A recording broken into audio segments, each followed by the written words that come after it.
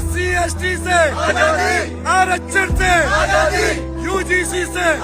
हम पहले से यही बोल रहे हैं कि इस देश में शेड्यूल कास्ट दलित लोगों को जगह नहीं है। Reservation is being debated again, not simply as a policy, but as a question of merit, equality, and caste itself. The recent Reservation Hatao Andolan argues that opportunities should be determined by economic disadvantage rather than caste. At the same time, the shuddhikaran ritual following Mallikarjun Kharge's rally in Uttarakhand has brought the question of untouchability and caste prejudice back into public debate. So what happens when a society wants to move beyond caste without first confronting the ways caste continues to shape opportunity, dignity, and power? And what does this movement tell us about who gets to define merit, equality, and even belonging in India? To unpack this, I'm joined by Aleena, a feminist Dalit poet. Thank you so much for joining us, Aleena. And the first thing that I want to, of course, ask you is, how are you viewing this Reservation Hatao Andolan from Instagram to Jantar Mantar now? Actually, I feel like the Reservation Hatao movement is so misdirected, and it's not based on any reality. If it is based on any reality, show us the statistics, show us the all the surveys and all these things. But this is based on vibes, like some anecdotal references, like, oh, my neighbor, my classmate, who is a son or daughter of a central government employee, and they are getting all this, they are scoring way low marks and getting the seats and all that. So they don't want the reservation, or like some people claim they are looking for reformations within the reservation system, and that's what we hear. But reformations based on what? What are the official statistics of this whole thing?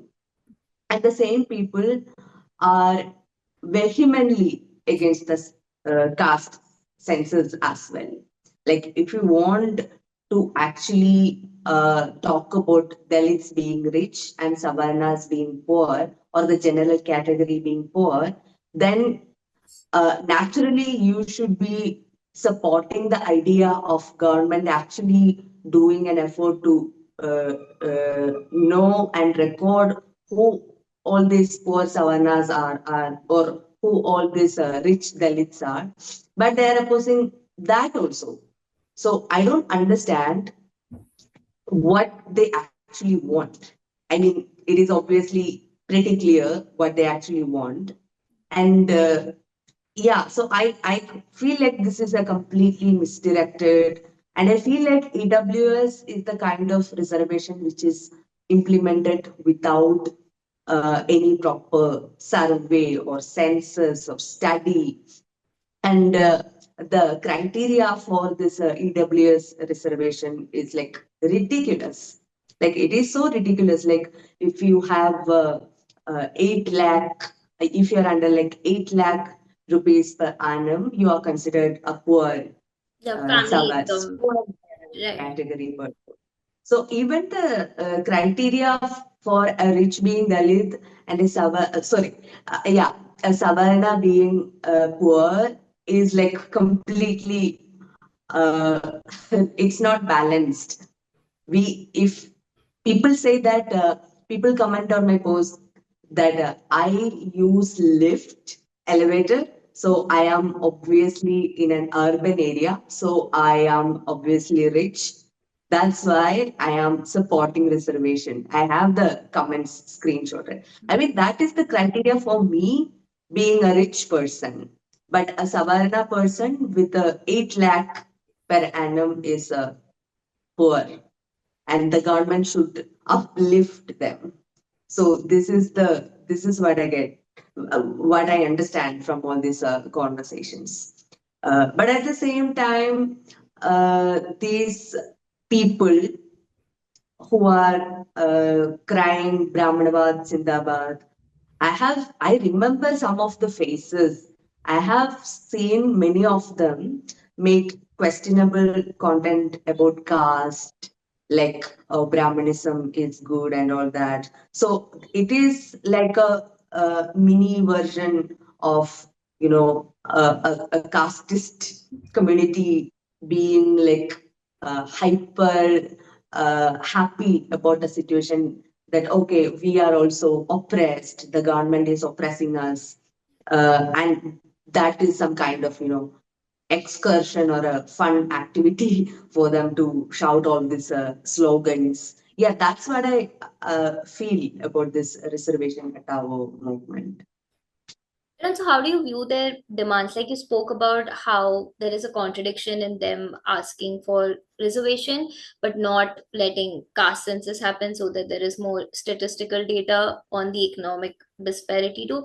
But the other, their demands as per their online presence at least shows that they want the SCST Atrocities Act to be removed and the UGC Act to be removed, and of course, no reservation based on caste.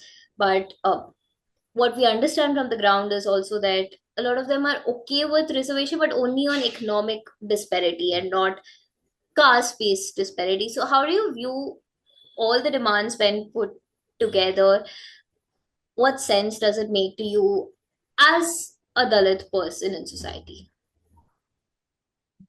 Uh, I think they are trying to be Mandal Commission too, but they are not as dramatic. Like their predecessors were self-immolating, doing all these things, but they are trying to be a mini version of that. But so all these demands, it doesn't even make sense.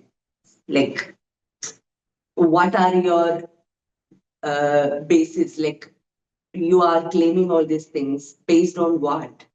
So it is absolutely baseless, and to talk about economic criteria being the only criteria for social backwardness, or so that in a place like India, it is absolutely ridiculous. And I feel like this is a stupid thing. I mean, I don't have any other word to describe this whole scenario other than it being stupid. And yeah, the young generation, they want some kind of reason to latch on to, like, okay, we are being this and we are being that.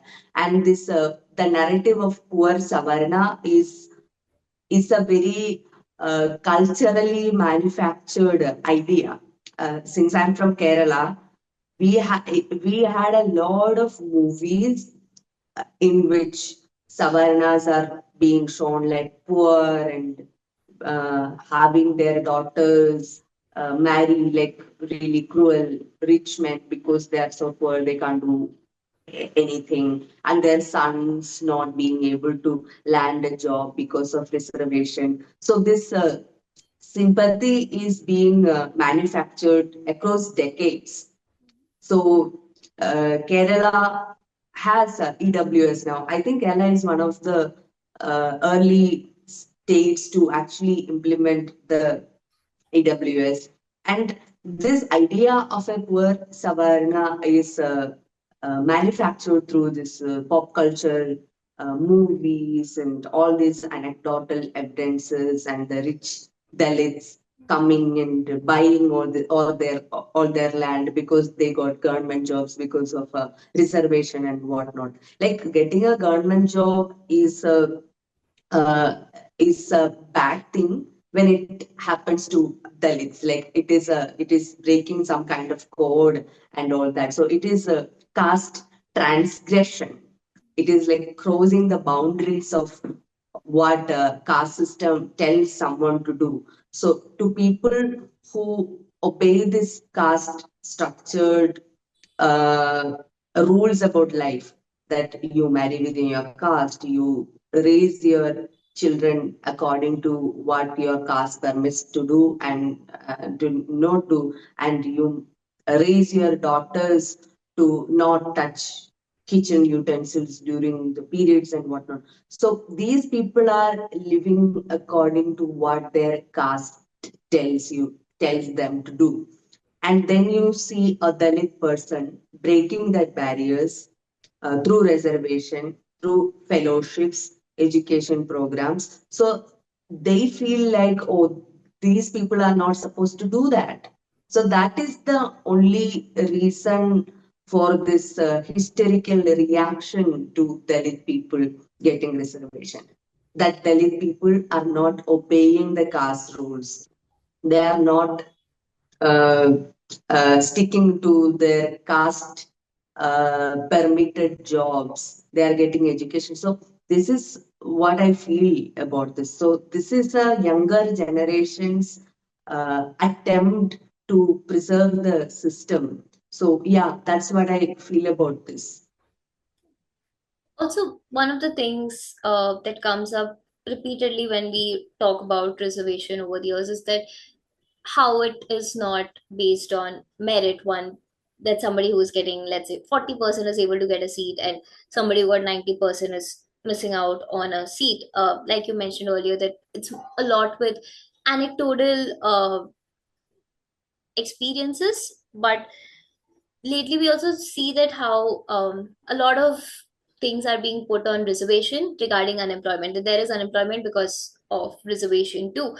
And the skills again of Dalits, OBCs, that if they've got a seat based on less marks or based on quotas, then how is the quality of work decreases, or it's not the same as far as probably a skilled person from other caste would be, general caste very specifically. How do you react to these opinions regarding reservation now? Yeah, the question of merit always comes up with the discussions on uh, reservation. So yeah, we all know merit does not exist. Like it is not something which is quantifiable through an exam or something. And merit is socially constructed. It is a social construct, like we all say. But this merit being into bringing that into the question. So it is like uh, how they view these things. Like, okay, you scored better marks, so you are more meritorious than someone who scored a little bit lower marks. So that is the whole idea. But we know that you cannot measure something just through like a question answer kind of thing, and it is maybe one of the most reliable ways, but at the same time it is heavily corrupted. The idea of what we think of as merit is heavily corrupted also, because we see how in UPSC exams the SC/ST students are getting less marks, like way less marks in interviews compared to the general category counterparts. Like, how do you explain that one? If merit is something which is God given and untainted by anything, like if it's a pure thing, if it does not uh, if it does not correspond to the identity of that person, then how do you explain all these things? And at the same time, reservation only guarantees you a seat. If you want that degree, you need to attend classes, have attendance, like proper attendance, and pass exams and practical examinations like everybody else. And if you fail to meet the criteria of that program, the course, you won't be awarded that degree. Right. It's not like uh, Dalit people also get uh, like a concession to pass exams as well. And another thing is that someone scored, some ST or SC person scored 1 mark for NEET PG and they got admission. And how do you explain that? But the criteria for general category also is like minus 40 or something. So I would say that SC person who got 1 mark scored better. That's a good score. If minus 40 is the cutoff for general category people. So, so all these things should be taken into consideration. Like uh, what do you, how do you define merit, and uh, uh, how do you know someone if someone is truly Skilled or meritorious? not skilled. Yeah. So the reservation only gives you an entry point. And I don't think like reservation is taking away from merit, or all the meritorious people are not getting the seats. They will get seats. If they are like truly meritorious, like they will get seats. Like look at the private institutions and who all goes to private institutions. And these people go abroad through their diversity programs and get seats there, and they don't think that uh, it is taking away from the merit of the European universities. It is fine when they do it. It's not fine when we do it. Because they feel like we are doing some kind of injustice to them. Yeah. So yeah, that's what I feel. Also, when we talk about economic success, do you think that economic success or relative stability erases caste? Like you've come to a certain extent now in the present, but as you've mentioned a lot about your Dalit background, do you think if one generation is relatively economically in a better position, does it erase caste for them, or the problems that revolve around caste in today's India, does it not happen to a Dalit person or an OBC person? Mm-mm-mm. Yeah, good question.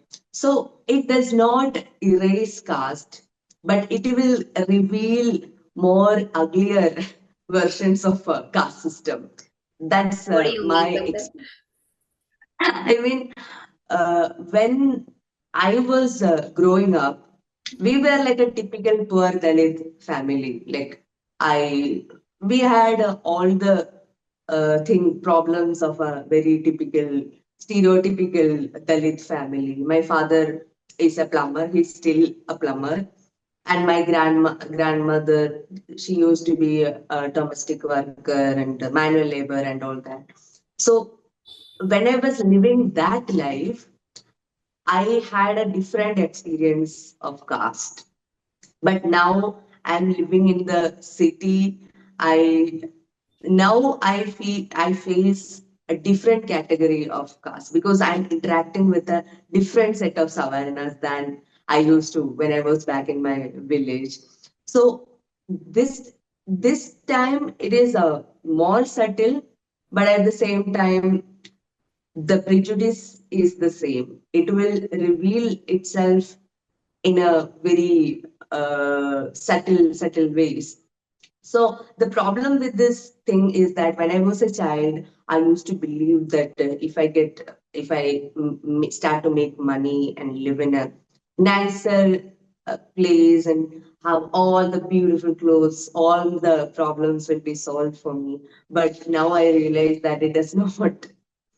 And now you face questions like, oh, you already escaped caste, so what more do you need?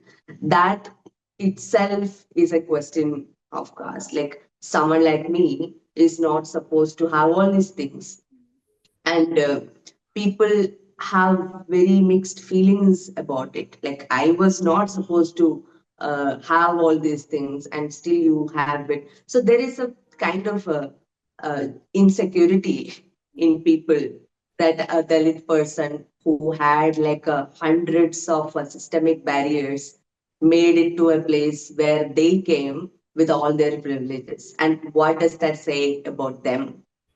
So they kind of wants to make you feel undeserving of the position you are in right now, because they cannot comprehend the place they are with their privileges. Oh, if I am being equal to this Dalit person who had a lot of systemic barriers, with my privileges and ancestral wealth and all that, what does that say about me? So that is the thing. So if we talk about other things like the struggle to find a house, like a rented apartment, and a struggle to find a job and whatnot. So it is also there. And yeah, the we have a poetry collective called the Reserved Compartment. It's a collective of Dalit poets. So when we try to do our shows, a lot of Savarna people will offer help and, oh, we'll do this, we'll do that. But end of the day, nobody would actually help us. I mean, we will have to do everything on our own. So it has become a lesson that, okay, if someone is offering you help, they may not necessarily help you. So, so that thing is also there. Like in the progressive spaces, we see a lot of Savannah people willing to help, but end of the day, they end up not doing it. So it is also a caste experience. Like, what do you mean you liked our things and you wanted to do all these things with us, but suddenly now you don't? And now we are stuck in a position where we don't know what to do. So all these things come up, and yeah, it is very subtle, but it is uh, affecting lives. Like it is not like it is not subtle in effect. Right. It It is not sounds, subtle in it's effect. like caste exists, but it might not be as something as it was 100 years ago, but still it exists in the spaces that's being provided to a Dalit or an OBC person, and how one interacts with them uh, in the spaces too. Like even Yeah, yeah, coming yeah. to So that, yeah, the same thing I remember, that I am the first person in my family to go to a college. Uh, my mother failed 10th standard, my father failed 12th. And when I started working for the first time, I had a very bad caste discriminatory experience at my workplace. So I was like crying and crying and crying. And then my supervisor told me to like take a few days leave and go home and then come back after 3 days. So I ended up taking that leave, but I did not go home. I went to my friend's place in Munnar. It's a hill station in Kerala. And after 3 days, I came back, and Kochi, Fort Kochi. My workplace was in Fort Kochi, so I was taking a boat from Ernakulam to Fort Kochi, and the more the boat moved towards Fort Kochi, my heart kind of sank. It was like some kind of darkness descending upon me. It was the realization that, okay, I may speak English now, I may have degrees now, I may wear lipstick and whatnot, but all these things does not save me from my mother's fate, does not save me from my grandmother's fate. Like it does not protect me from the same things they have experienced. Like I am experiencing the same thing with all my curly girl routine and my designer clothes or whatnot. I'm going through the same experience. And yeah, only the dismantling of the system actually help a Dalit person. Maybe you can have money, and when you are being discriminated based on the caste, you can go to a nice cafe and drink the most expensive drink. But I don't know to what extent money can help you otherwise. Yeah, it can. It give you access. It give you more opportunities to be discriminated based on caste in different, in nicer buildings actually. But yeah, it does not go yeah, away. Caste still yeah, it does follows not. you It in does all the not. rooms. Oh Again, yeah, yeah, when we talk about it, like the recent incident that happened with Congress President Mallikarjun Kharge, that he is at a very positioned space in society from a national party, and yet there was a shuddhikaran ceremony that happened in Uttarakhand. In this context, when we talk about reservation, that it's taking away merit, but how do we put in the place when such practices also happen? And this is with a public figure, with a lot of access and privilege. But repeatedly in the news, we keep coming across a lot of atrocities and discrimination, even with students in college, that though they may have enrolled in IITs, IIMs, there is a huge dropout of SCs, STs, OBCs from these elite institutions too. Uh, how much does caste operate uh, in the modern life, in modern urban India, and how does it, why reservation is still important or not important with the caste based discrimination that exists in society? Yeah, what happened to the Congress leader is actually a practice of untouchability, which goes unchecked even today as we speak.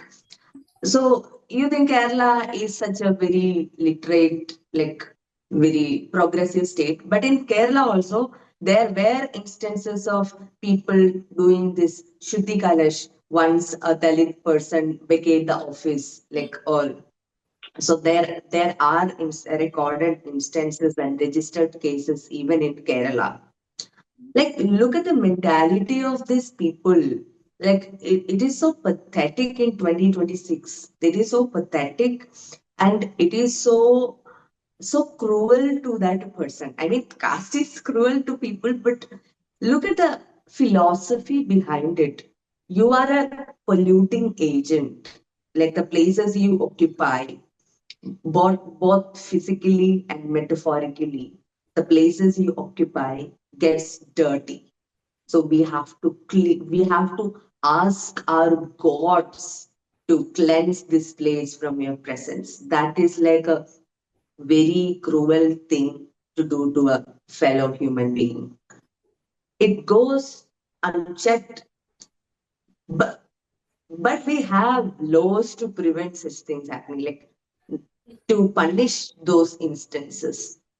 And still it happens even to people with privilege, money, visibility, access, and everything. It still happens. And when it happens, it breaks you down. Like whatever you achieve in life, you are just this. You are a polluting agent. You are dirty. So imagine going through that. Like imagine having to deal with that. And this was one of my painful realizations when I started reading more about caste. That realization is actually very painful. It liberates you at the same time you cannot look at life with a silly eye ever again. If someone dislike me because of my hairstyle. Probably, maybe I can choose to wear a different hairstyle next time. But what do you do about your caste? You cannot change it. Like no matter, you cannot improve your caste. Like you have to deal with it. You have to learn to live with it. This realization that still I make a lot of posts about caste on Yeah. Instagram, and sometimes when I see a pretty girl wearing a pretty dress on Instagram and asking comment for link and whatnot, I don't do that. Even if I wanted to know where she got that necklace from, or sometimes I am like holding back even to like some reels because when they look at my profile and they know that I am a Dalit and they may hate me. It's not that I care about people But hating me, also you've but received a lot of hate but comments in your, in yeah, general, in your Instagram post. You do receive a lot of yeah. casteist But comments. putting myself out there because I like that person, maybe from a 30-second reel. Oh, I like the way they did, but I don't want to find out if they're a casteist or not. Sometimes we don't want to find out the hard way. So, yeah, so even with all this economic thing and whatnot, I don't claim to be like a rich person. I'm not compared to the even the EWS standards. I'm not a rich person, but compared to my probably my parents, I have more money than them. Like you said, when we move Generational, across the yeah. generations, it is better. But at the same time, I am still seen as Caste, as a Dalit casteist only. Yeah, experience yeah, happening of to course. you as well. And the Also, painful thing is that I have a little brother. He's just 15 years old. And when he looks into my profile, all he sees is that people making really bad comments about his sister. And I didn't know, like, it was like very painful for me that he is having to see all that. And what will he think of his own identity? Like, I was very concerned about that. But luckily, he understands it. Like, okay, so this people are like really bad when they see you. They don't even listen to what you are saying. They only see your caste and your skin color. So when he said that, I found really relieving. But at the same time, I was also burdened with this thought that he also has to go through all these things when he grows up. And it's like a bad feeling to sit with that I cannot protect save him him from that. from those. He has to find out that himself. And yeah, that's actually very hard feeling. I don't know if I'm answering your questions at That's all. okay. So it makes a lot of sense that even if we take away the economic success of a Dalit family per se, there's still the caste discrimination still exists that you experience, which probably a Savarna person may not even recognize that it's happening to you from their point of view. But since you are the ones who are living it, it exists in the spaces where you exist. And does reservation make it any better based on your experience to move forward, or does the experience get better before we close? Yeah, it does. It does. It makes a lot of difference to people, their lives. And yeah, I personally know instances of people, their whole family is getting a, like a security, like a social security, a nice job, and it is emancipating the whole family, not just that person, the family, but they are not spared from caste discrimination, obviously. So we have a magistrate in our village actually. He's from the Dalit community. And he is obviously the first person to go to a college and get a degree and be a lawyer and finally be a magistrate, even at a young age, because there were no like people like the representation of Dalits in these Especially, kind of yeah. positions is actually very less. So Yeah. reservation come to help to get at least some amount of representation there. And his whole family, like his brothers and sisters, they are right now living a slightly better life. But you know what happens? He was attacked on road once. His wife and this magistrate, his car was stopped. He was like attacked, even like they used slurs that you, oh, now you shine and in a car and all. You used to be this. Your mother used to do this job. So remember where do you come from? So It's that something kind of very thing. similar to what happened to Chandrasekhar Azad as well from the Bhim Army Party when in response to the Reservation Hatao Andolan. One of the YouTuber Mhm. also made a very derogatory comment towards him too. So even if it sounds like even if they have got position, the casteist abuses continue to follow them. Yeah, it continues. So it's not just that. you only feel the subtle ones, you also get to experience the other side also, the derogatory, the violent, aggressive ones also. Yeah, it does not protect you at all. Thank you. Thank you so much for your time.